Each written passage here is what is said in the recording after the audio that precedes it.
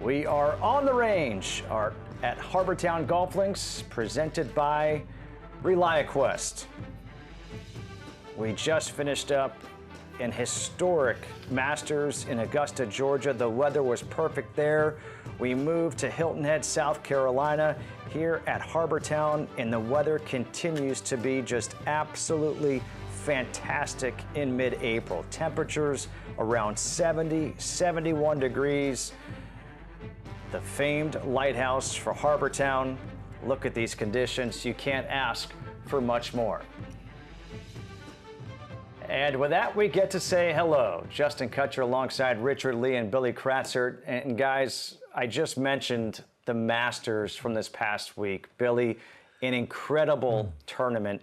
How do these players, so many were there last week, come off the high and then play right here this week? Well, I think Monday, it gives them a chance to kind of come down from, all the pressure of playing in the major, the Masters tournament, what it means. What a great finish, by the way. But then by Tuesday, they're pretty much back to the routine, ready to go. And they have a golf course that has a totally different personality for those players that played in the Masters tournament. And they also have a golf course with very small greens. The putting numbers this week are going to be so good. Last week, if you could average 30 putts, maybe 29 putts around, you were golden. Mm-hmm. But this week, you better take it a lot lower than that if you want to be there for Sunday in the championship. Yeah, and this is a signature event, the 5th of the season, Richard, but this course requires a lot of precision, more so than maybe we saw last week in Augusta. What makes this course kind of withstand the test of time? Justin, this is a unique course, and this is a golf course where I hope there were more courses like this, because it requires you to hit the fairway, or not only hit the fairway, but got to hit certain parts of the fairway. And you got to create angles and visuals that you can attack the pin. Because if you're on the wrong side, you're in trouble. So it's a completely different flavor than what we're used to seeing. But this is one of my favorite courses on tour for that reason. It's funny, it's so different, yet last year it was Scotty Scheffler coming off the win at Augusta, and then he comes here to Harbour Town, and you're thinking, can he really go back-to-back? Well, the second hole, third shot, not easy. This for eagle, and you're going, you gotta be kidding me. Again? Scotty holeouts just continue. At the 13th hole, his second shot, and I just love this green complex here. Yeah, and I just love the wedge play. Scotty Scheffler, flag high, distance control. He just was not going to take his foot off the gas. How about the 15th hole, fourth shot after his second shot went into the water. Watch how he plays the slope and spins this back. Look at this. What a recovery shot that was. So Scotty Scheffler would go on to make par there. So he would move to the 15th hole, this from 11 feet, to stay bogey-free through 66 holes. You think that meant something?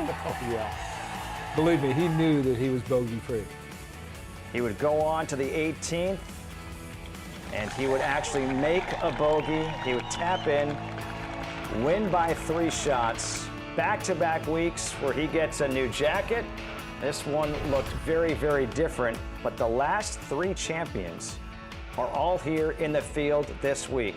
Jordan Spieth, Matt Fitzpatrick, Scotty Scheffler, and you see Scotty Scheffler last year with a score of 19 under. The previous 2 winners won in playoffs, but Scotty Scheffler, he got this week started off with a bang, literally yesterday. Whoa! You thought I was kidding. That is loud. It is. That is cool. It's also a throwback, right? You see a player hitting a tee shot wearing a sport coat. You don't see that very often. Now you see Scotty Scheffler on the range in a hoodie. A little bit different than a sport coat. Yeah, and right now, you see the alignment sticks down there, and just kind of paying attention to detail, and always the big concern with the grip. But it was interesting. Last week, Randy Smith said that they probably hit fewer golf balls on the player practice facility than in all the other Masters that they played in. They felt that Scotty's game was in a nice spot. Billy didn't need to toy with it, tinker with it any, and just work on the putter. And the ball striking was really good. I mean, let's be honest. He didn't have a bad showing last week either. Yeah, I was kind of reflecting back and thinking about the what ifs, and this was a big what if last week, in my opinion. The opportunities took some help from Rory and Justin Rose and DeChambeau, but you kind of think back of the missed putts, the missed opportunities on Saturday and Sunday. He just never goes away. Yeah. And he's a player, and Richard, you can address this as well. We talk about control, the club face, the golf ball, the distance control and everything. I don't think there's anyone like Scotty that has that understanding of the club face, distance control, trajectory, just all in one package like that.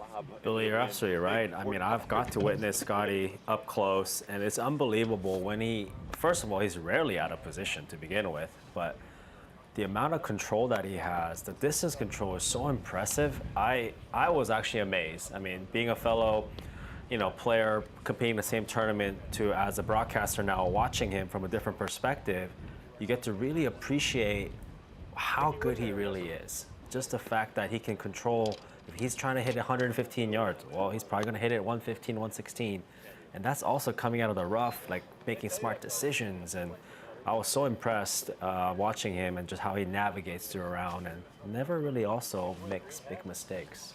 He hasn't won yet this year. And let's not forget he's coming off the injury where he hurt himself during Christmas. But he finished 4th last week, tied for 2nd at the Children's Open in Houston, tied for 11th at the Arnold Palmer, tied for 3rd at the Genesis, tied for 9th at the AT&T. So he's still been there, lurking around. What is it, Billy, when you watch him here that allows him to be so dangerous? And for anybody who's in the lead and he's behind, it's got to be scary. Well, I think you can go back to a statement last week that Rory made. He made the statement that he wants to be a little bit more like Scotty. When you have player 1A and 1B, when you kind of say, okay, number 1, number 2, they're a lot closer than what the world rankings would tell you. But when you're having 1B ask, I need to be a little more like Scotty, like Richard was saying, there's just not a lot of mistakes that are made. He's not going to follow up a mistake with another mistake.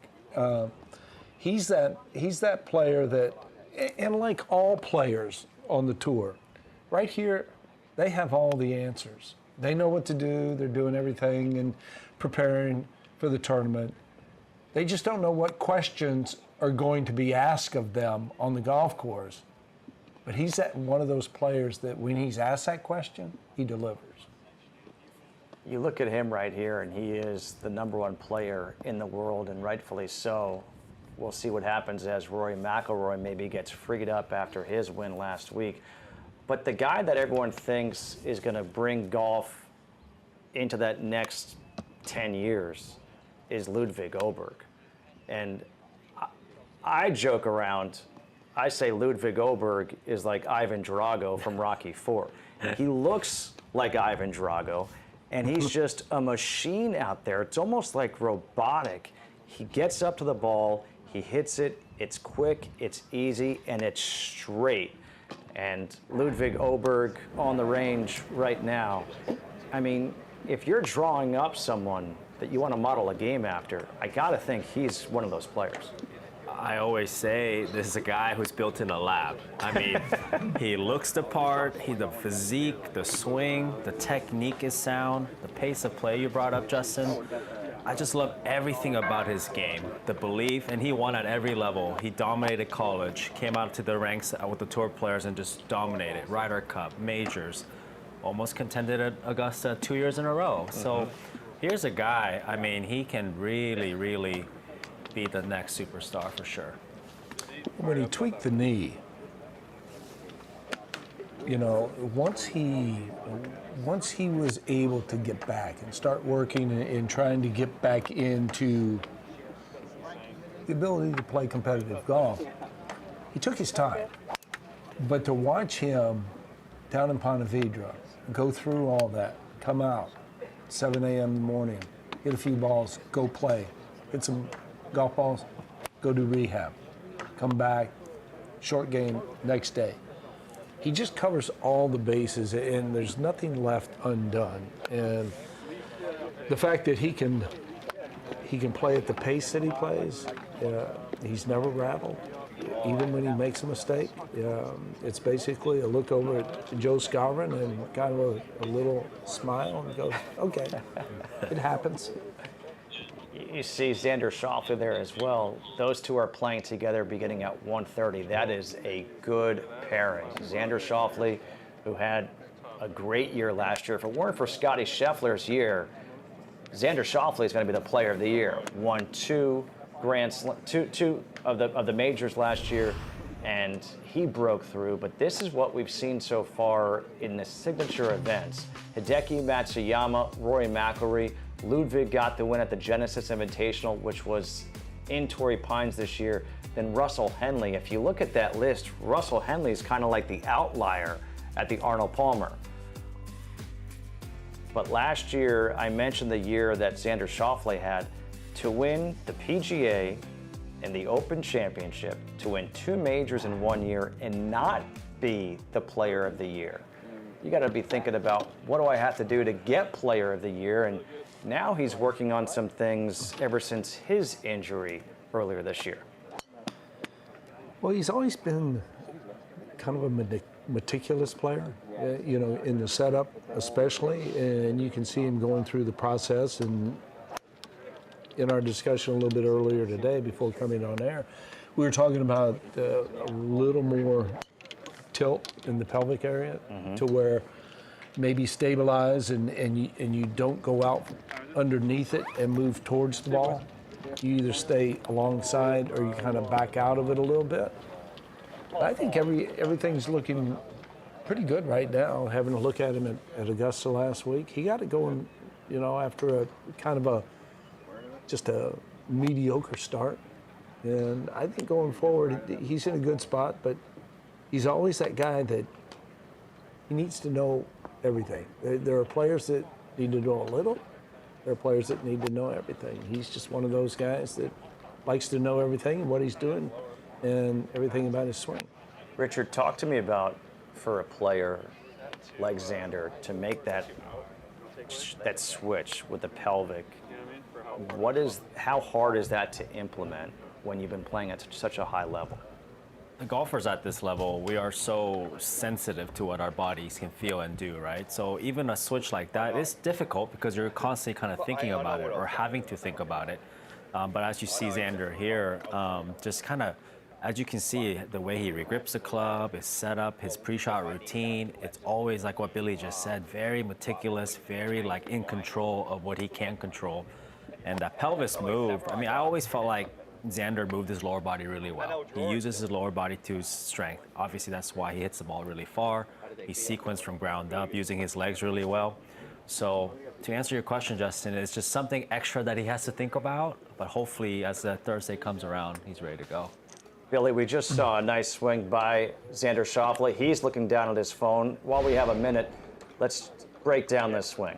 Well, you start looking at the setup, and everything is just kind of stacked properly. You look at the shoulder line going down here like this, right above the toes, and then the shaft of the club, I mean, just coming pretty much right out of the belt buckle area.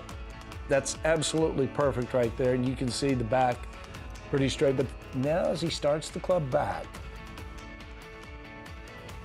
right there, the width. Look at the width at the top right there. And you look at the club face, and then you look at the left hand, the back of the left wrist, in sync right there. But I want you to look at just how much he's into that back right side. And Richard, you and I talked about it, but the explosiveness of the lower half. I mean, the guy's got trunks for legs, and I mean, look at how much he clears the hips. That's a two back pocket impact. That's amazingly good. Absolutely, he one of the best players. If you really want to see what a good transition looks like, great guy to follow. Just the way he fires his lower body against his upper body. Like I almost call it like a very patient upper body versus a very explosive lower body. So for the amateurs that are watching, they're almost the opposite. They're very explosive from the top and quiet from the lower half, but Xander is the opposite. And by the way, he has an elite short game. You go back to the Open Championship, the par 5, 16, that little short shot over the bunker, Yeah. throws it in there about 2.5, maybe 3 feet. You better have some great nerves and great technique, and he possesses both. It's funny, you just said great nerves. That's what I was thinking. Forget about the technique. You have to have the nerves and the confidence to be able to pull that shot off, and he did. And I kind of wonder how much of that came from he getting freed up after he won at the PGA Championship. I would say immeasurable, just how much freedom it gave him. But right there, you're looking at ball speed with a driver, 184 to 187 consistently.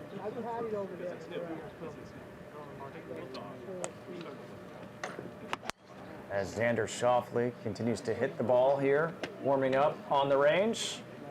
We're going to take a quick break as we're getting you ready for the RBC Heritage starting tomorrow morning. When we come back, we'll hear from Brian Harman, already a winner this year on the PGA Tour. How does this course set up for him?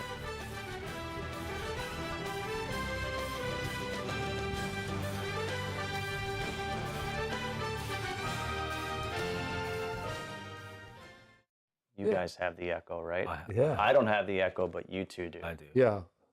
I've got an echo. This sucks. Echo's still going. It's not a huge deal, but if it's fixable, that'd be great. If not, I was looking for the circle over here.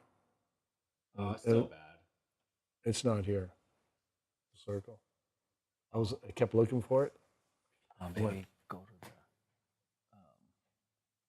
Tracy, do you know the circle, the changing the or adding the thing? Yeah, what do you want? Let's see. Menu.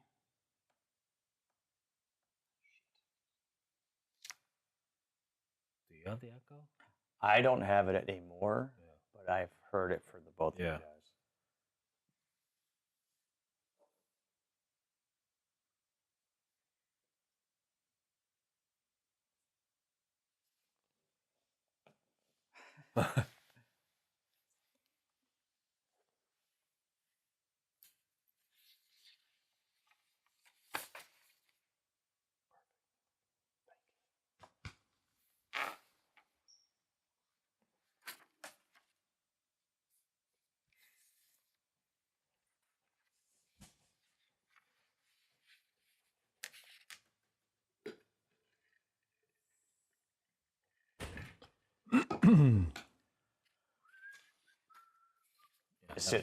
As soon as you guys began talking, I'm like, oh, fuck.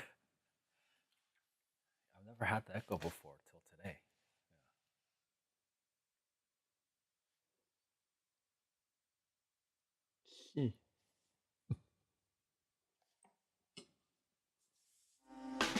Back in Hilton Head, please do not feed or disturb the alligators. They are always lurking.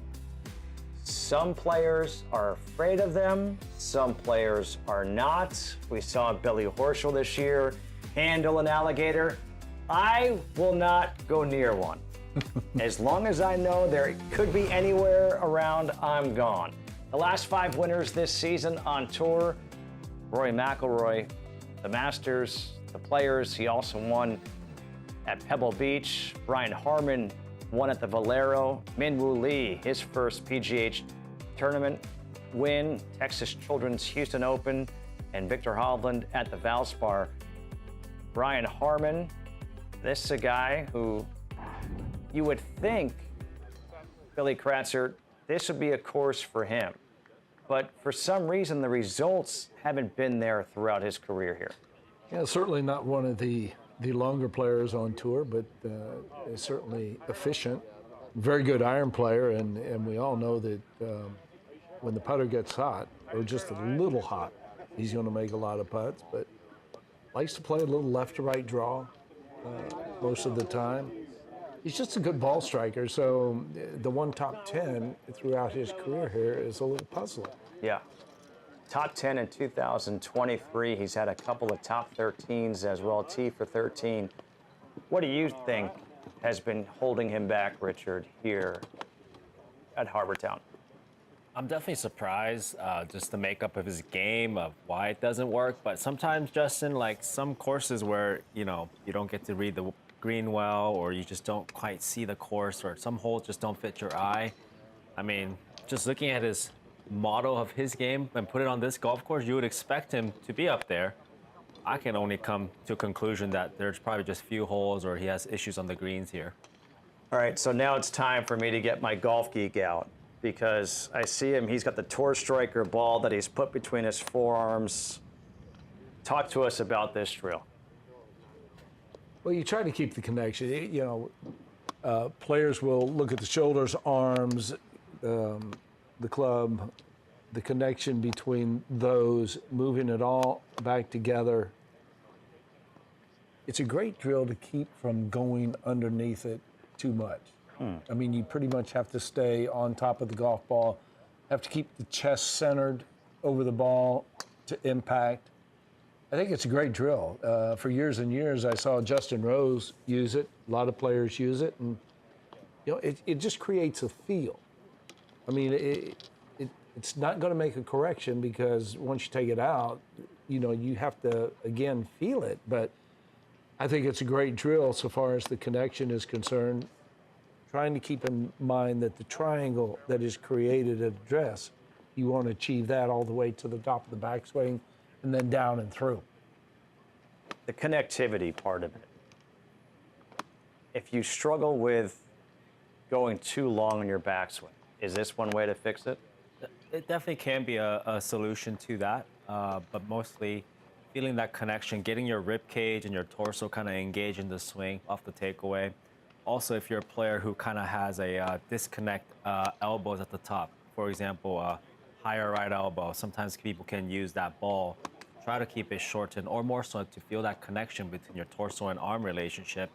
But for Brian, I do agree with Billy. I think it's probably more of a takeaway, kind of getting the swing started off in the right direction for him, because looking at his golf swing, I think he can get a little handsy time to time, but this will really use the big muscle. Yeah, I was about to say, and the other thing that Brian does when you watch him play, and we'll see him this week, he downloads the shaft, so he actually pulls the handle down from the top of the backswing, so it's a little bit of a kind of a downward move that he has, and there's a lag that he has to time up. The more you can take that out, the easier the timing's going to be and a little more consistent. By the way, all these questions that I pose to you guys, I'm just asking for friends. Hey, we're here to help you, Justin. Yeah. You're helping my friends. Yeah, well, turn record off then.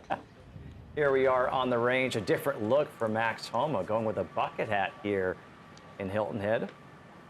Max Homa, though, coming off what you could say was a breakthrough performance last week in Augusta. I mean, he had been missing cuts. I think he had 5 straight missed cuts. Well, I think you can certainly go back to the finish last week, to the year prior, the finish at the Masters, and that was really the last time that he really played Max Homa golf. I mean, he struggled from the Masters on through the rest of the year. He struggled at the beginning of the year. Started out the year at Century, no cut. But until last week, it had been a struggle, and he's kind of figured it out. And good for him, because at one point he was 3 over par in the second round. Then he brought it all the way back to even par. He made a couple of critical putts to make the cut. And then on the weekend, You go out there, you post 4 under, and now all of a sudden you're tied for 12th. Guess what? You're in next year at Augusta. Yeah. So this could be a breakthrough so far as his mindset going forward and the golf swing. Maybe there's more connection with the two. Even through all his struggles, he still kept this really positive mindset. And he kept on saying, Richard, like, I feel like I'm there, but I'm not scoring yet. So what kind of confidence do you think last week gives him to see the results actually come through? As golfers, I think we all can sense when our game or where it's at, and actually finally getting the result to back up what you've been believing, I think that's huge. Yeah, I think he made just a brilliant statement on social media, because I see him a lot on there. He said, you know, tough times don't last, but tough people do. I went, good for you, Max Homa, because you understand that you are tough. You've endured the depths of this game once before, and you were able to bring yourself out of it and get back into the upper echelon of professional golf. And it's just that he has to go down, dig it out a little bit more once again, and I think he's going to do it. I mean, I see Max Homa going forward. He's going to see better results, and he should be fine.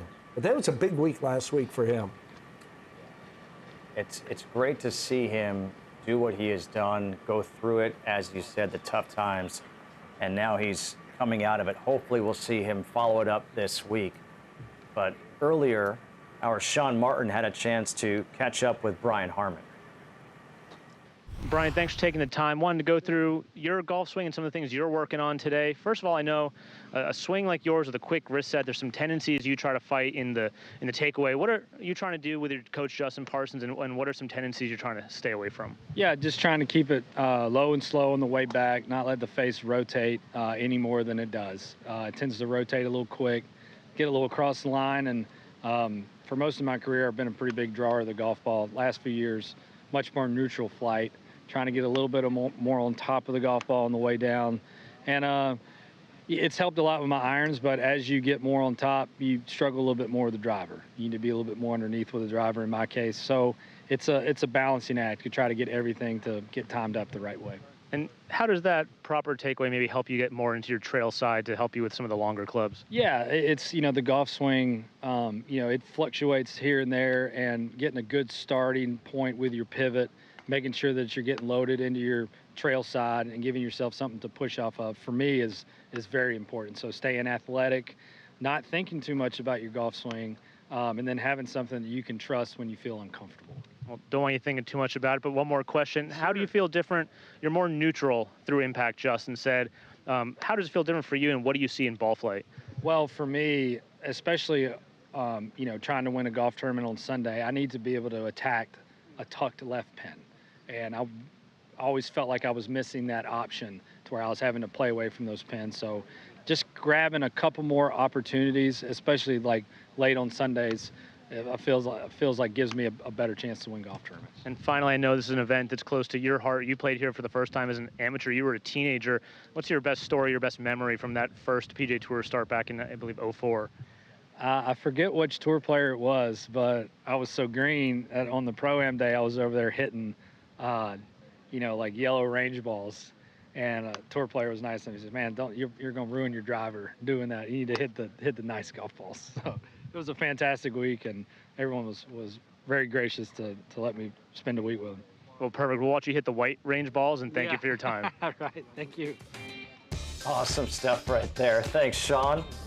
Jordan Spieth, a past champion here at the RBC Heritage, signing some autographs, making a lot of fans very, very happy on this Wednesday afternoon. It was fun. I mean, we were up there for like 2 days, kind of get one team done.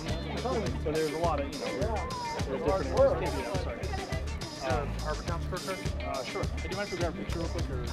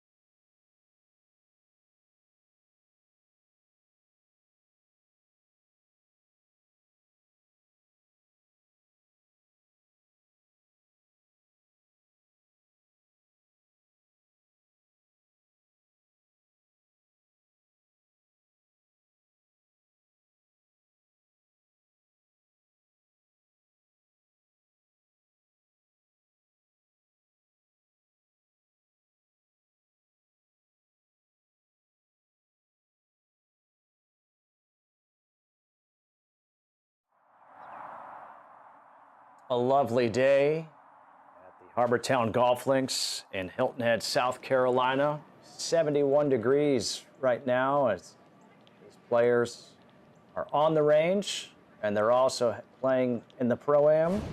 But it's time now for a closer look at the 14th hole at Harbour Town Golf Links, presented by ReliaQuest. The right approach leads to positive outcomes. The 14th hole, one of the par threes at this course. All of the par threes are so good, but this one stands out. I think it goes without saying, you don't want to be in the water. You're going to lose a shot there. But how about that back bunker? You're going to be averaging one shot above par. If you want to have a birdie, it basically says land the green. So this hole, you wouldn't think a par 3 is going to be among the toughest holes at a golf course like Harbour Town, but 3 of the last 5 years, it has been the hardest hole, and then the other 2 years, it was 2nd and 4th. That's saying something about this 14th hole, and we just heard from Brian Harman. Let's get his thoughts on this 14th hole. Not often that a par 3 is the hardest hole on the golf course. Can you just tell us the challenges the players face on that 14th hole here? I got asked about, the best par 3s in the world last week in an interview, and 14 here came up. I said, that might just be the best par 3 in the world. It's you can't feel the wind. You have to trust the wind, and then there's no bailout. There's a tree that protects that left front of the green, and that's really where you're trying to land it, is right there. So it's just one of those where you got to step up, trust your swing, trust the wind, and hit a good golf shot. It's very difficult. That is the mark of a good par 3. Thank you, Brian. Absolutely. Richard, you talked to me earlier about this and trusting the compass because of the wind. What is that all about? It's really about the golf course here. You're surrounded by these tall, beautiful trees, but what you feel on the ground is sometimes very different than what the compass says. If we know the wind's coming out of the south, I look at the yardage book, I say that tells me it's into the wind. But on the ground, I'm feeling like it's downwind. It's like I'm trying to judge, do I trust my feel or do I go with what I know, what the wind's telling me? And most times I will go with what the compass tells me to do and trust it. But as a player, when you're right over that ball trying to hit that shot and you got water there, you're thinking, do I have enough club? It becomes a challenge to commit. Billy, it's something when you just hear Brian Harman say this might be the best par 3 in golf. There's some incredible par 3s. Well, it's certainly one of the better par 3s in golf, but no one's ever going to get hurt going at the center of the green. So wherever the hole is located, put your blinders on. Speaking of getting hurt, Bud Cauley coming back from an injury, and he's come back in a flurry this year. It's great to see him playing well. And, you kind of feel like he's going out early, first tee time with Nick Taylor. He go out and post a number tomorrow to give himself some confidence. We saw him play very well at the Players. What does he have in store? Well, I think, he's certainly in a good spot. He was playing on a medical, was able to get in the Players as an alternate. Played well, tied for 6, backed it up, good play, Tampa. So he's now taken all the pressure off of being able to choose his schedule from here to the end of the season. But with the 2 good finishes, now he's put himself in a position to where, okay, the playoffs, then how far can I take it into the playoffs? Bud Cauley's always had a really good golf swing. You look at all the technical aspects of this golf swing, it's really good. I mean, you talk about working the club up the plane, look where it is over the right shoulder, short iron, talk about the connection going through, everything in sync. But it's just that little bit of confidence, and that's what these guys go through. The form, okay. You want to fire one more? That's going to get a little off, but it can be correctable.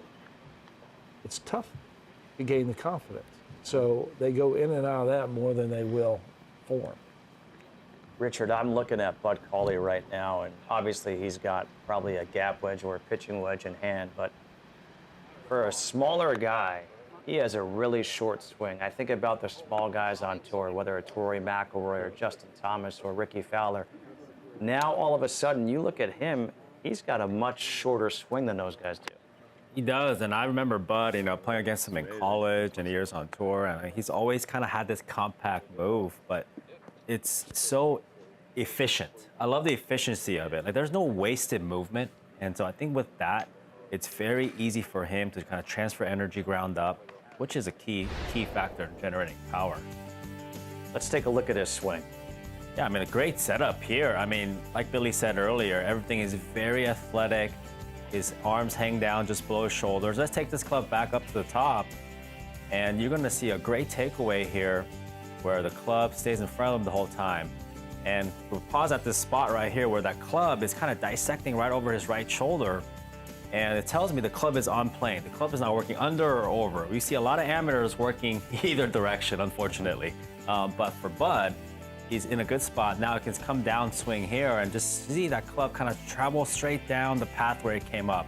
Great impact position there. You can start to see the left butt cheek as he's opening up. Shoulders are relatively square. And just the calmness through the hit, and we'll take him all the way to the finish. And you can kind of see how he finished the swing. Everything is connected, chest rotates through. And a lot of these players, you're gonna see their belt buckle and their chest face the target, meaning they have fully released the shot and rotated through. Very, very classical golf swing. Billy, looking at this swing, and we saw Brian Harman with that tour striker ball, I think Bud Cauley would have a really easy time with that tour striker ball. He might finish it all the way through with a follow-through. Yeah, if he put it in there, he'd have no problem. But it's a simple move. It's been the same move pretty much his whole career, and he's got great rhythm. Even though it's a short swing, you have to look at the transition that these guys have when they do have a short swing, because if they get just a little quick with it, then they're going to get underneath it, and then you're going to get the aerosol effect where you're going right and left and spray it everywhere. But Bud Cauley, the way that he's playing and the confidence he has right now, I just look for him to maybe, possibly get that first win. What a story that would be, right? It's already been a good story. Would be so good. Just fun watching this swing. Like you said, just compact, on plane. Effortless. Yeah, it is. It's effortless for this guy. All the people watching at home is going, it's not fair it's so effortless. How do they do that?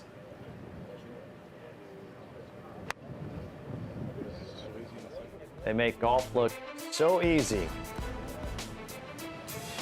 Kids are out here on a Wednesday on the range trying to get some tips as they're watching these top players perform.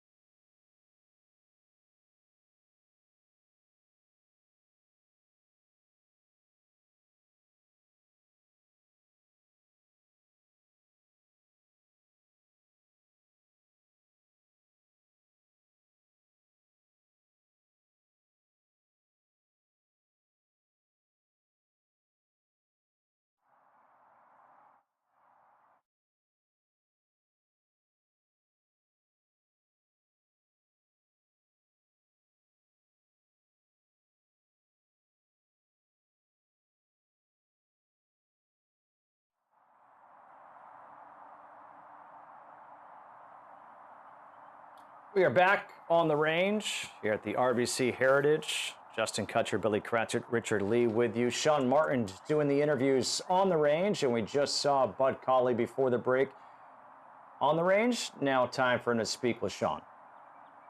Bud, it's been a great season, 3 straight top 6 finishes. Just wondering, what do you feel like you've been doing well this year? I've been really consistent. My ball striking's been nice. Short game's been solid and making some putts. So it's always nice when you can kind of get those 3 things working. You've been working with Jason Bale for about a year now. You're 3rd in average proximity from the fairway. What are some keys maybe you guys work on, or things you feel when you feel like you're hitting your irons well? We work a lot on a lot of things even before I take the club back. Setup, making sure things are square. I have a tendency to get a touch open, so making sure those things are good. And then the takeaway is a big part for me also, making sure the club's going back and where I want it. Those are nice checkpoints for us to make sure everything's right. What do you feel like is the good takeaway you're looking for, and what are maybe some tendencies you're trying to fight? Yeah, I have a tendency to take the club inside, get the club face a little bit too open. So that's something we monitor, make sure that my hand path's good, and that the club's kind of in a good position where we want halfway back, and then from there, most of the time I can just swing. And your first PGA Tour start was here back in 2010. You were still a little bit younger then. What do you remember from that PGA Tour debut? I just remember how nervous I was. I remember teeing off 10 here and just trying to not hit it out of bounds, not hit it in the water, just get it on grass. And, it was just so much fun. Like you said, it was my first experience being out here playing with these guys and the grandstands and everything. So it was a lot of fun for me. Well, you're definitely, I'm sure, going to be a little less nervous this week. You're playing very good golf. Thank you for your time, and have a great week. Yeah, you got it. Thanks for having me. Pretty cool stuff. You think back to that first start for Bud Cauley and what he's done this year, and this is the consistency that, Billy, you were talking about. 6 cuts out of 7 events played in, 3 top 10s. Again, everything's trending in the right direction for Bud Cauley. Absolutely, and when you start looking at the players and Valspar and Valero in the lead up to the Masters, he was one of those guys that was kind of trending to have a good Masters. He just needed to be there. Yeah. And he's 3rd in scoring average. Oh, I know it. I mean, it's just been a phenomenal year for him, and I can tell you the fraternity of players out here are uber happy. Okay, well, I am uber happy right now because this is what I think everybody wants to see when they tune into On the Range. They want to see gadgets. They want to see everything that they do at home. And this is Patrick Rodgers, also with that ball for connectivity. He's got everything working right now. Justin, I thought that was you for a second. I wish it was me. I'll trade places. Yeah, he's got that tour striker, or well, that's the tour sender ball actually. But it looks like he's got the coach keeping his shoulder tilt a little bit steeper on the way back, which again, everything kind of goes back to a lot of the fundamentals for these guys. Can I get a good turn? Can I use my torso to take the club away and load that club up the plane? Because when these players, when the arms do more work or the club works under the plane, like what Bud just talked about, it throws off the whole chain of movement pattern. So it's really important for guys to take care of the fundamentals. You can see his hands are kind of in, but he's trying to keep the club head outside, which is the opposite of rolling the club inside. So it's a lot of things that these guys try to take care to get that right structure at the top. Billy, I know you're a big football fan, okay? Go Bulldogs, there you go. But in football, people talk about going through the fundamentals each and every day. And if you do the basics every day, you're going to be better over time. Watching Patrick Rodgers right here go through these drills, is this for him, his basics, his fundamentals, to get that positive swing thought? Well, just what Richard was saying, these are all little checkpoints that these guys need to try to go through to get the proper sequence in the golf swing. I mean, the golf swing is all about the sequence, and if you can cobble it together to hit great golf shots under pressure. And this is kind of his process. And I don't mind this process for some players. because sometimes these guys will get out there and they'll get a little ball happy, and then they'll just start hitting balls and with no purpose. At least with this, there's a purpose involved. You know, it's there's an old saying: if you can get out there and practice smart and play dumb, you're going to be better off. You know, just go out there and just play, but practice smart. Don't sit out there and hit ball after ball and then get into bad habits and get sloppy. Get your work done, understand it, go out there and play. Be a little more reactive. And once he hits the golf course, he's going to be reactive. Yeah.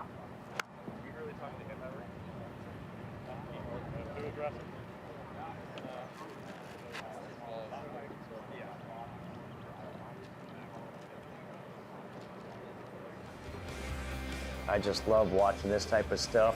I guess that makes me officially a golf geek or a golf nerd. Our tracer technology throughout this day is presented by Trackman. Let's get you back out to the range as Sean Martin has a chance to catch up with Jason Day. Jason, we'll get to the sandwich in a second. First, we want to talk about Colin Swatton. You guys reunited recently. Yep. 2 top 10s since, including T8 at the Masters. Yep. What are some of the things that you guys are working on? Just trying to let go a little bit more. I got a little bit technical, but that's understandable. Everyone gets technical to a certain degree at some point, but just trying to make it a little bit more simplified, trying to see the shots a little bit more. But one thing I am doing this week is changing clubs, so just a different shaft in this week. I think it's I think we go an X100 instead of the KBSC taper. I just had a little left shot, so the preliminary testing is showing that it's going pretty straight, or straighter than my old set. So went to instead of an MC, TaylorMade MC, P7 MC, went to a CB, so a little thicker. I'm one of the old school guys that likes a lot of offset. I think the newer style of player, they like to see more onset. So I like seeing this kind of gooseneck look to it. So fingers crossed it's all good. And working with Colin, obviously, you guys worked together during your best years. What are some of the immediate benefits that you've seen with some of this good play and after you're reuniting with him? Yeah, I think it's more about just trying to, in his words, go fly the plane. The amount of training that I've done, the amount of work that I've put into my golf swing, just go and fly the plane. With that being said, I also have to keep in mind that certain things that me and Chris Como worked on to get me healthy, I have to focus on that as well, and he understands that. So kind of last week, my back was like a little bit sore, so I just kind of had to focus technically before the round and after the round just to try and go back on some of those feels to kind of, you know, keep the health of my swing and the health of my body in line. And, you know, just after I kind of baseline that, then we just try and go and play. Finally, have to ask, what's in the sandwich? Turkey, avocado, mayonnaise, and bread. So it's on the go. We, as golfers, you have to eat. Like if you eat with any golfer out here, most likely we'll finish our food before you do, just because we're always on the golf course and we have to get it in our system as quickly as possible. So I think that's just like a normal thing for golfers. So I'm just trying to smash this sandwich right now. Perfect. We'll let you finish the sandwich and get to the range. Thank you. Oh, I love how he said bread. If there's no bread, is it a sandwich? Oh, I'm so disappointed. Mayonnaise. What's he doing? The avocado was a good one, though. I love the avocado. We'll have much more here on the range from the RBC Heritage.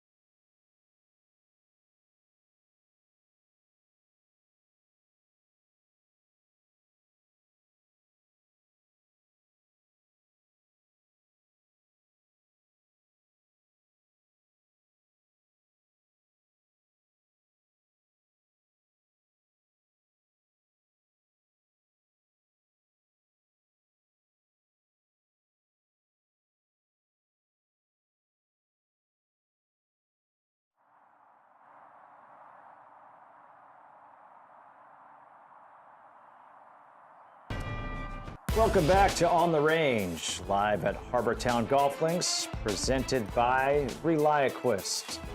And those golf carts, those are also very reliable. We just heard from Jason Day before the break. Now he is there on the range. How's it going, buddy? Richard, what did you take away from that interview he had with Sean, going into the detail about changing his clubs, the shafts, all for this week? It's interesting for sure. I mean, you make some swing changes. I know he's had a lot of success working with Chris Como, now going back to Colin. I think always there is that little stage for these golfers, right? When you make one swing change, like Jason used to be historically very steep, which hurt his back. Went with Como, helped his back, got a little flatter. But now I bet you he's kind of in that sweet medium ground where he can kind of feel, understand the swing. So he's in a good spot. But changing clubs, it is a bit risky, a tournament week. But if you're starting to see a pattern that you're like, man, I feel like I'm making good swings, but why is the ball going left? Why is this going left? It shouldn't go left. So I think he's at a point where he knows his game well enough that it's gotten to a point where it is worth the risk to make the change. So I feel like he's making the right decision for him at this time. Billy, we talked about Xander Schauffele coming back from an injury, Bud Cauley coming back from an injury. It was the back for Jason Day, and he had to switch his swing, as we just heard from Richard. Going back now with Colin Swatton, how do you balance maybe the swing change that you made to now working with what Colin wants to implement? Well, for one, I think it's always comforting to hear a familiar voice and one that knows your golf swing the way it was and kind of where you needed to get back. And you look at a guy like a Ricky Fowler when he went to Butch and then they changed the swing plane and got the shaft a little more over the right shoulder. Players are always working on the swing plane because it's all about the attack with the swing plane and then the face angle at impact. And so where's the stabilization point? Where can you put a little more gas behind it? Jason Day has had years of trying to learn how to play with kind of a touchy back. Right. And I mean, he has a team in place and they do a great job. But they monitor it, I mean, basically on a daily basis. And, for him to go back to Colin and still kind of keep the changes that he and Colin made, I mean, it's always a blend, and we see it all the time. And we see guys go back. You look at Colin Morikawa, excuse me, but, he goes back to Sessinghouse. It's just something about that familiar voice that gives you a little bit of confidence. Mm-hmm. And Jason's been playing well this year. And obviously differ on the choice of what he had on the sandwich. Billy's upset about the mayonnaise, but hope it brings him good luck this week. He's taking it a little more to the inside as well. I mean, it's a little more support there at the top. Justin Rose just getting loose, maybe still getting loose after last week's performance. Second place finish at the Masters, lost in the playoff to Rory McIlroy, but what I took away from that was just how good of a person Justin Rose is, to see how gracious in defeat he was and how it seemed like he was more excited for Rory winning than for himself. It was really special. Well, it was a tough defeat. I mean, he went out there, nobody gave him a chance, right? Especially after Saturday. And then you go out there, the performance he put on at Augusta National, 10 birdies in the final 18 holes, to shoot 66, to push the envelope, to force Rory into a playoff was amazing. And losing the playoff to Sergio Garcia, Well, you know what happened after he lost the playoff to Garcia? Came here, winner.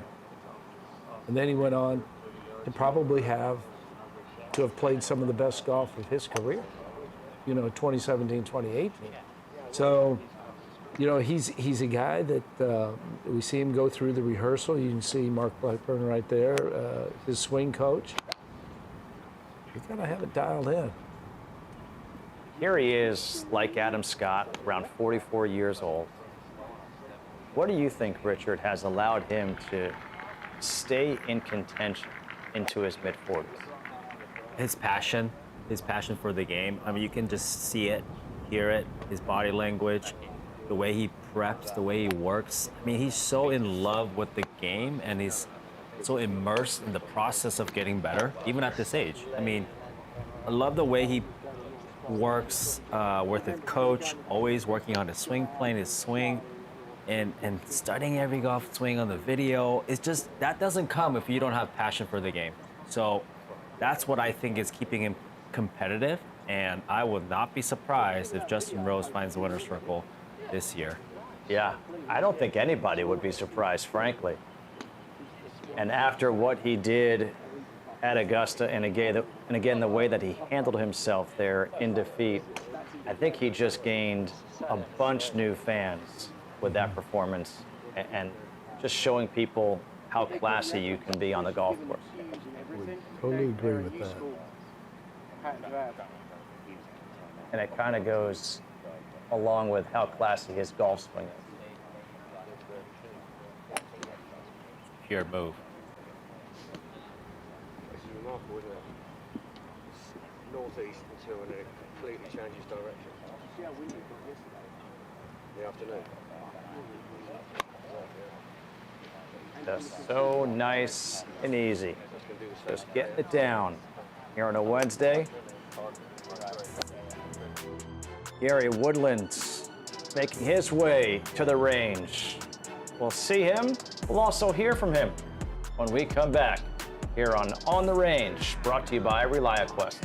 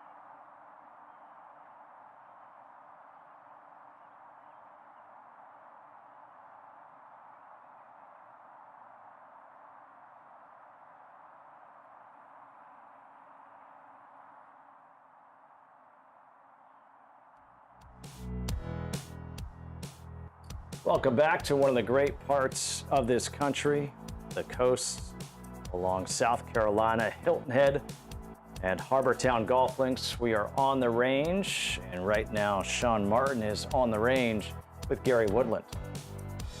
Gary, you recently started working again with Randy Smith, someone you worked with for a long time earlier in your career. Can you just talk about the reasons you made that return and what Randy does for you and why it's a good fit? Yeah, first, I mean, First of all, Randy's a good fit for me for a lot of reasons. Obviously, the golf swings, he's the best. But for me, from a probably mental standpoint, it's probably more important having his voice in my ear. He's a father figure in my life, a role model, somebody I look up to and respect dearly. So having him back in my life has made the golf game definitely a lot better. We've seen him with Scotty as well. He's known as a guy who keeps it simple. When I talked to him about what you guys are working on, it came down to some pretty basic stuff. He said working on the grip is really important.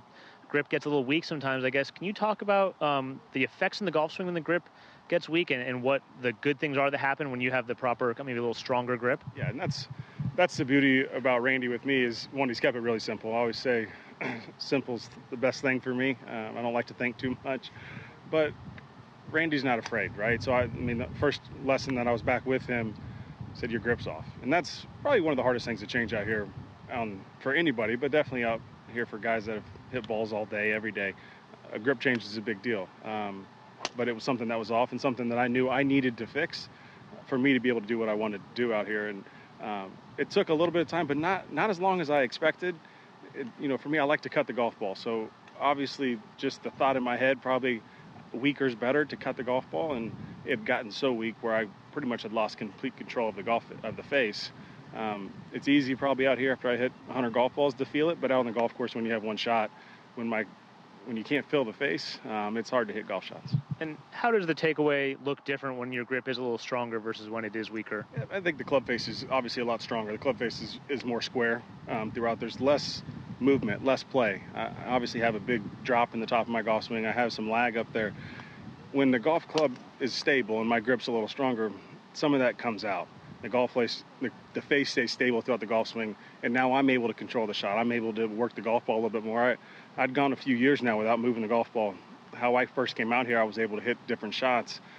The last couple of years, I struggled moving the golf ball, really just trying to find a cut, and that's probably why the grip got so weak. So stronger grip. Now I'm able to work the golf ball again.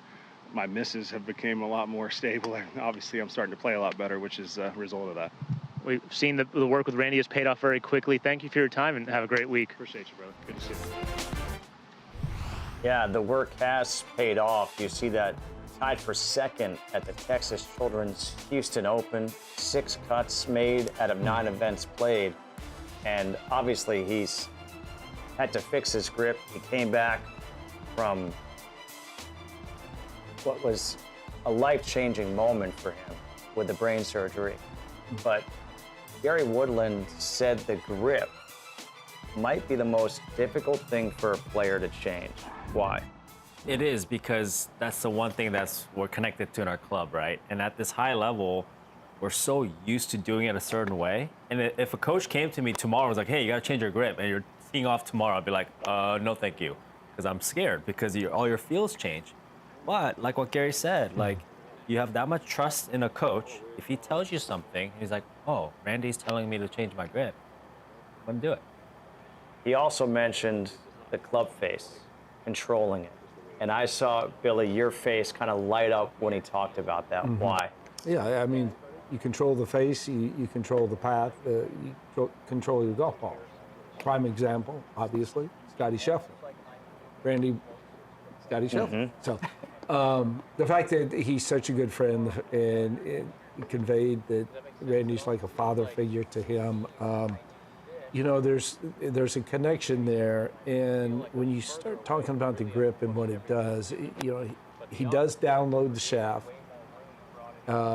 It's going to take less pressure, but it used to be when he was talking about a weak left-hand grip. Yeah, he wanted to fade the ball, but that was years ago. It's not the case anymore. Stronger grip, rotation, more speed, lower half. You want to see the ball move in a left to right direction with consistency. That's what has to take place now, because it's all about the body squaring it up and maintaining, sustaining the face at impact, going down the line that you want. You need to hit that start line. And it was good because Randy does keep it simple. Those simple works. Yeah. And in golf, more times than not, you're not going to outsmart simple. That was wise. Write that one down, folks. That You're was not going to wise. outsmart simple. So, okay, speaking about outsmarting, we've heard from Jason Day, Gary Woodland, two guys who have gone back to fatherly figures, their coaches, after spending time away from them. Why do players leave coaches when they have relationships like that with certain people? I would say in the pursuit of trying to get better, because when you hear the same thing, because sometimes as a player you can get caught in doing the mundane, doing the things that you've done over and over again, even though those are the important things. Setup, grip, because you think, how am I going to get better? You're always trying to get better. So that's why I think players leave to search to see if maybe there is something else for me. But I think you realize you got to approach golf holistically, and you go back to someone that you can mentally rely on, a fatherly figure, someone who can ground you and tell you what's right or wrong. So I think that's the reason why we go away and I come back. Well, speaking of going away and coming back, we'll go away. But when we come back, we will see and hear from Carl Phillips, who, is that Colin Swatton out there again? Yes, it is. Swatto, he is busy. I mean, this is a home game for him.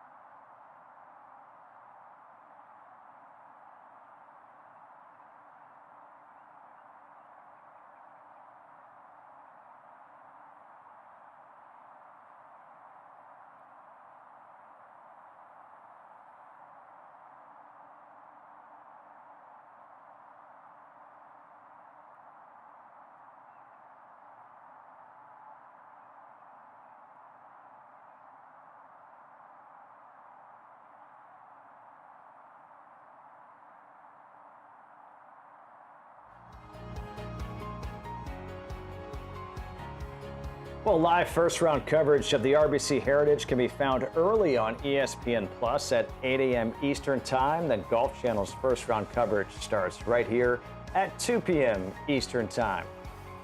It'll be a great day to kick off the 5th signature event of the season, the RBC Heritage. And our Sean Martin caught up with Carl Phillips. Carl, your golf coach, a longtime golf coach, is Colin Swatton, a fixture out here and a Hilton Head resident. He said you guys are working on some things in the takeaway. Can you illustrate for us, the takeaway position you're trying to hit and maybe the tendency you're trying to avoid? Yeah, sure. So I'll just go down the line here, I guess, which is kind of where we do most of our work, especially on takeaway. So I have a tendency to kind of take it away a little shut and a little bit inside, especially when I showed up this week on Monday. I was kind of rolling the wrists in this way and with a shut face, so I was kind of having to flip it under, and I was hitting these big draws. So right now we're just trying to get it a little bit more, I guess if I was to put a stick down my hand line, kind of setting the shaft a little bit more out there while trying to rotate a little bit more open. And that's just going to allow me to feel like I'm swinging a little bit more left, straighten out the ball flight. So we're doing that, and I've kind of inserted a little drill in my pre-shot, and you'll see it on the course this week, just kind of hitting that position before. And And so yeah, it's a really easy feel for me, and the more I can keep that face square, if not, it's still going to be a little closed because I have it very shut. It's just going to be easier to deliver the club on plane. And Colin said also one of the things you're working on is your transition. What are you guys doing there? Yeah, so I think we've been working on it for years. We've been working together for 5 years now, and so that I'll do from this angle. This sternum getting more into that right side, so I've typically gone a little bit this way, and that's where that shut face comes from. I kind of have to do that and then back up. So we're trying to get this more into the right side here, which is going to allow me to kind of free up a little bit. And with transition, same thing with the hips, like this gets high and I stick it under. So that's what's creating this big draw, and so we're trying to, again, straighten it out. So we'll put a little device here to kind of help these hips slow down a little bit and get everything moving more in sync. So for me, I think when I'm trying to do this, getting into the right side, I tend to want to still lean back. So getting this to move forward at the same time is just, it's allowing me to get through the ball aggressively as well without having to feel like I'm under. So there's a few things we're working on, but it's, you know, we've been working on it for 4 years, but now it's a little bit easier and a little bit better at a starting point. Well, it's gotten your PGA Tour career off to a great start. You've already won in your rookie season, the Puerto Rico Open. So thank you for your time and have a great week. Yeah, thank you. Appreciate it. What a cool, honest interview right there by Carl Phillips. As you heard, one win already at the Puerto Rico Open. But, I mean, that's incredible to me that he's been fighting these issues and he already has a win. This goes to show you how talented he is and how good of a golfer he is. So guys, we heard him discuss what he's working on. Let's take a look to see if he's able to implement those things. Well played. Well played. Yeah. Would you also like a selfie? Sure. Sorry. And then when he was so irritated, I was so proud of myself. I was like, excuse me, sir, excuse me. I reckon he's got a little time for that one. Oh, he was fired up. Yeah, yeah. That was fun. Well, I need to get into paddle. You do. Yeah. Pretty aggressive golf swing here. From the amateur eye here, when he was over that golf ball, he was over it for a while. My question to you guys is that because he's got so many swing thoughts in his head, like, okay, I need to do this, the different checkpoints, or is it just his routine? No, I think it's not his routine. But I think there are the checkpoints, and a correction is trying to be made. So you know what the correction, what needs to be done, you kind of solve the problem. And you're just kind of just diligently going through that, and you're kind of thinking, okay, positionally, where do I need to be in the golf swing? Well, you heard him say about getting deep, you know, sternum deep into the right side. Everyone's trying to get behind the ball without moving off the ball. So the sternum back over the right leg, into the right hip, and then you can go ahead and fire. Hopefully he can take that to the golf course and keep the club in front of him to where he can keep pressure on the shaft on the downswing. Once these guys get under it and they lose pressure on the shaft, that's where they hit it right and left and they start losing some speed. Justin, the range is an opportunity for players to kind of go through our checklist, or it's almost like a place where I always told people, and I believe that on the golf course, to be able to play freely, well, you got to earn the right to play freely. So the range is a place where you can earn the right to do that by going through your drills, going through your feels. So sometimes the cadence of these golfers could be a little different, you know, a little slower. You're thinking on a certain piece of move, or you really want to feel a certain move, then you may take a little bit more time to kind of go through that. You know the word I never hear very often? Rhythm. I rarely hear that. Now, I hear transition, but rhythm in the golf swing. You know, Butch has a drill. Stop at the top, bring it back down, and then kind of get that feel, that rhythmic feel. So a lot of times it's just that. It's that small.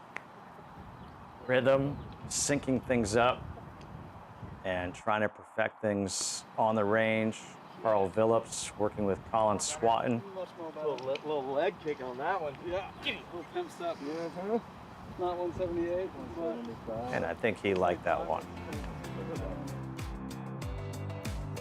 The work continues on the range prior to the first round of the RBC Heritage, which tees off tomorrow morning at 8 a.m. Eastern Time.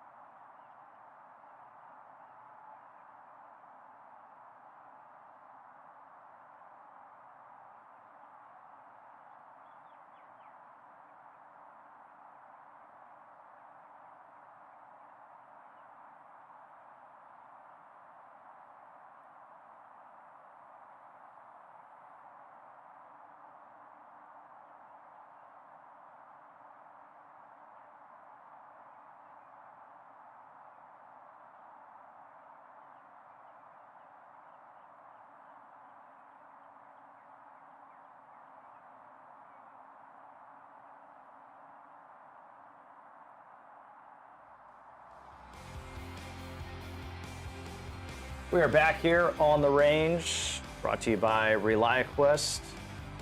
It's Wednesday of the RBC Heritage, the 5th signature event of the season. And Ludvig Aberg, he's getting some practice in over there in the bunker. And this is an area of his game, Billy, that he has said he needs to focus on. Yeah, just all the short game shots, certainly all the guys with the bunker play, usually pretty solid. He's been addressing a little bit more of the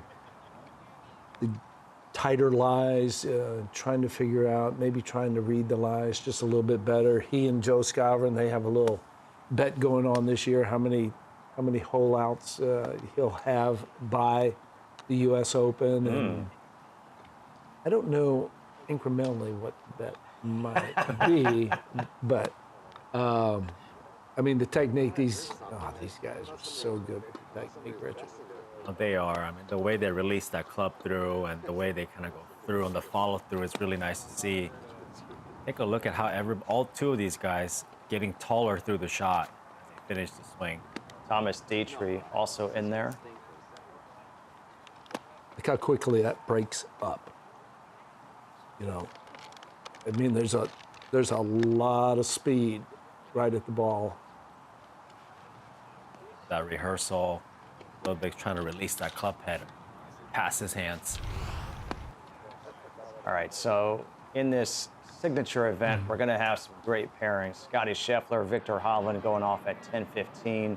Corey Connors, the guy who's playing some really good golf. I know, Richard, you like him a lot this week. Shane Lowry, Jordan Spieth, Ludvig Aberg, and Xander Schauffele. Morikawa, Theegala, all these so good. Don't forget, coverage begins 8 a.m.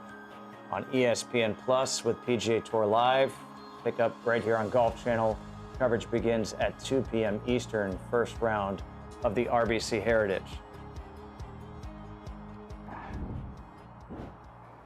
Colin Morikawa going off at 140 tomorrow. He was a player that people thought would have a chance last week at Augusta National, and guy who's playing good golf. Does this course set up for him? Yes.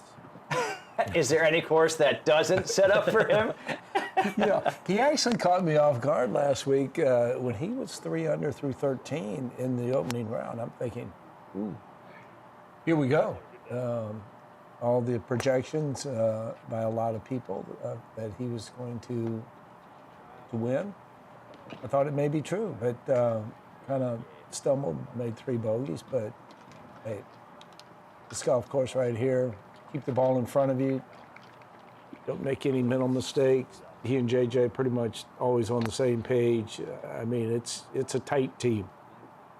I agree. I think this is a perfect course for Colin. This is one of the golf courses where you don't require yardage. You don't require length. I'm not saying Colin's short, but he's on the shorter side compared to all these bombers. But man, is he a good ball striker. Especially, you gotta control your irons on this golf course, and he's one of the best at it. He loves to play that left to right, that cut shot. Does that help you or hurt you at this golf course? I would say it's pretty 50-50 because there are a bunch of holes that curve left to right or right to left, but even the holes where it does move right to left, he can still try to cut the corner that way and still trust the cut. So he's just so reliable with where the ball is going to finish. So I really feel like it's not going to hurt him in any way if the hole does go right to left. Yeah, I think the start lines, even though they're going to be a little bit tighter, I think the norm for him, if he has it moving in the left or right direction, he can control just how much it is moving in that direction. What do you think keeps him from winning? Ultimately, is it the putting? Or should I say what helps him win? Is it the putter? I think the putter certainly, you look at the numbers, they could improve, but yeah, I would say it's not the ball striking. It's right around the greens and predominantly the putter. What do you think, Richard? I would agree. It's usually the putter. He creates so many chances, and if he can just get some putts to roll in, that's the difference maker. Yeah. It's crazy how usually you can see that the player who wins is pretty much in the top 10 in putting for the week. Another swing here by Colin Morikawa with the driver. And shockingly, he played a cut. And we get to say hello again, Justin Kutcher, alongside Richard Lee and Billy Kratzert. Guys, as we're wrapping up this On the Range show, I got to put you on the spot, okay? I'm going to ask you for who you think will win and maybe a sleeper pick to win. So, you want Billy? me to go first? Yeah. Okay. Well, even though his best finish tied for 7th, I'm going to go with Colin Morikawa. Okay. Sleeper? Mm-hmm. Chris Kirk. Oh, okay. Wow. Richard? I'm kind of caught off guard. I'm going to go with Justin Rose as my pick. I mean, sleeper? It's not really a sleeper, but Nick Taylor. Okay. Ooh, I think that is a sleeper. I'm just going to throw out a sleeper. Forget about just a pick. To get his first PGA Tour win, Denny McCarthy.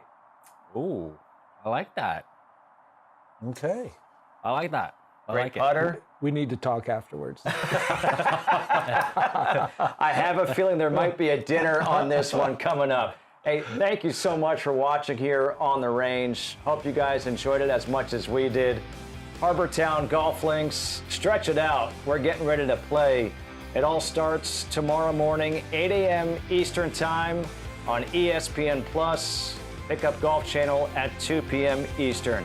For Billy Kratzert, Richard Lee, Sean Martin, and our entire crew, I am Justin Kutcher saying so long. We hope you enjoyed On the Range, presented by ReliaQuest. Oh, he's hungry.